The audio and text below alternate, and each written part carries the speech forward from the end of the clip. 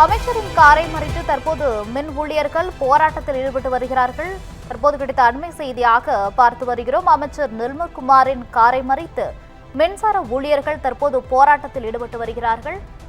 மேலும் கூடுதல் விவரங்களுடன் இணைகிறார் எமது செய்தியாளர் சுப்பிரமணியன் அவர்கள். சுப்பிரமணியன், வணக்கம். தற்போது அமைச்சரின் காரை மறித்து போராட்டத்தில் ஈடுபடுவதற்கான காரணம் என்ன?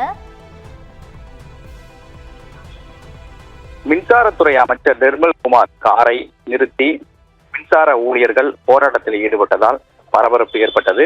தலைமைச் செயலகத்திலிருந்து மின்சாரத்துறை அமைச்சர் நிர்மல்குமார் வெளியே சென்ற போது மின்சாரத்துறையில் ஒப்பந்த ஊழியர்களாக பணிபுரிந்து வருபவர்கள் திடீரென காரை மறித்து தங்களுடைய கோரிக்கைகளை வலியுறுத்தும் வகையில் கோஷம் எழுப்பியதாக கூறப்படுகிறது.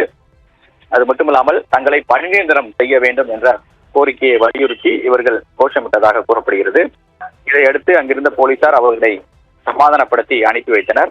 மேலும் அவருடைய கோரிக்கை குறித்து மின்வாரி தலைமை அலுவலகத்தில் கடந்த சில நாட்களாக தொடர் போராட்டத்தில் ஈடுபட்டு வருகிறார்கள். இந்த நிலையில் தான் தற்போது அமைச்சருடைய காரை முற்றுகையிட்டு அவர்கள் போராட்டத்தில் ஈடுபட்டதாக தெரிய வந்திருக்கிறது.